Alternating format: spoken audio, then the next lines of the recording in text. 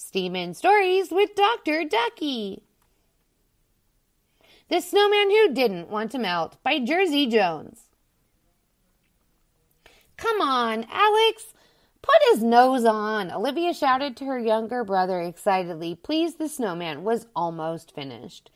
3 of them, Dad, Olivia, and Alex, had spent the afternoon building him. Dad picked up Alex to put the carrot nose on the snowman's face. Then they danced around the snowman singing, "We built a snowman, we built a snowman." That night, Olivia couldn't get to sleep because she was so excited there was a snowman in her garden.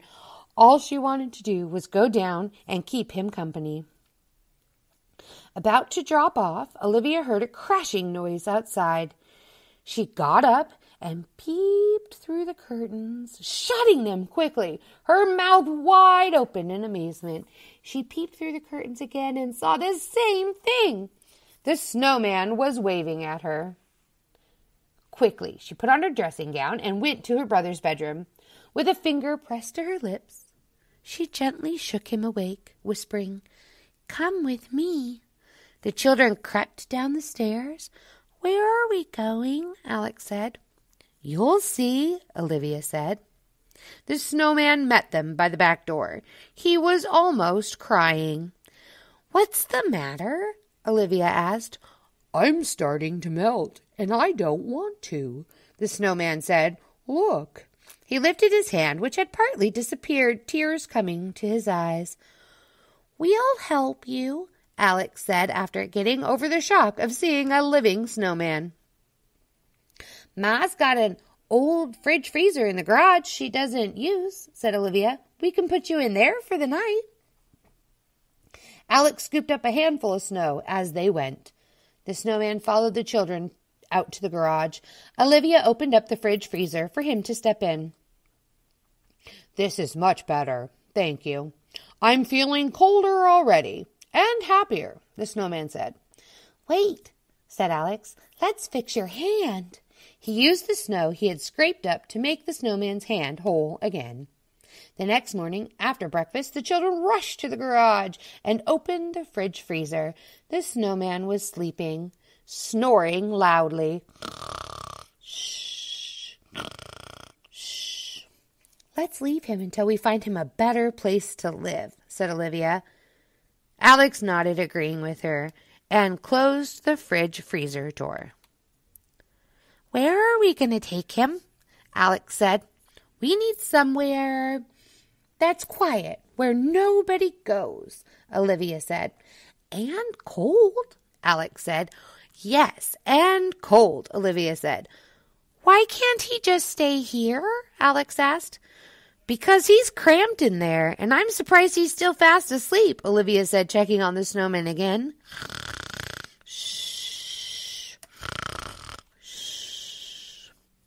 There was silence as the 2 children thought long and hard about where they could find a new home for a snowman. Suddenly they called out together, "Mr. Jones, the butcher!" They laughed at having the same idea at the same time. "Remember what he said after we warned him about the fire in his shop?" Olivia said. Both repeated Mr. Jones and said what he had said to them last year. "If there's anything I can do for you, just let me know." They ran off to see Mr. Jones and explained about the snowman. "You bring him round here whenever you're ready," Mr. Jones says. "I've got a nice quiet place for him in the back of my meat freezer." "We'll have to be careful," Olivia said. "Walking down the street with a snowman will stop traffic." Mr. Jones wasn't sure what to believe. "Don't worry, I'll wait here until you arrive." "Thank you, Mr. Jones," the children said as they skipped happily out of the butcher shop. Later that afternoon, the children slinked out of the house and into the garage.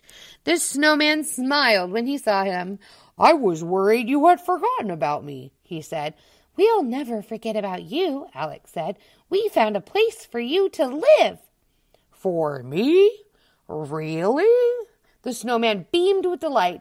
"Yes, come on," said Olivia.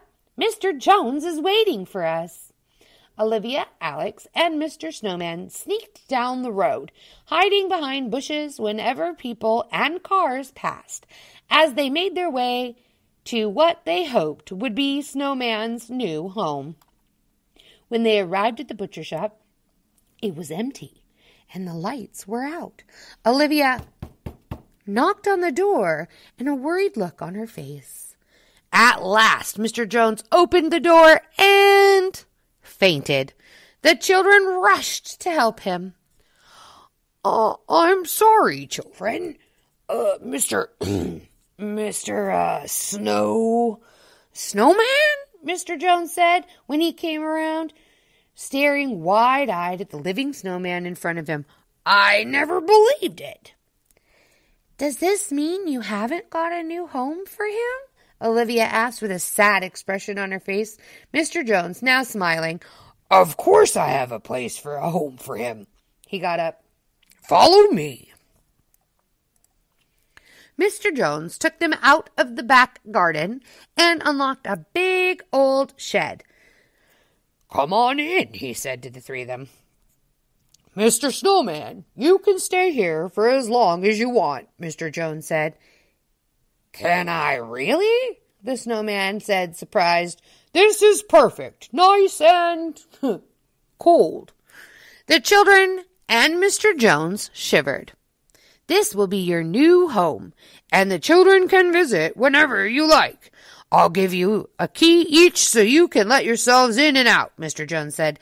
Grinning happily, the three friends thanked Mr. Jones and all high-fived.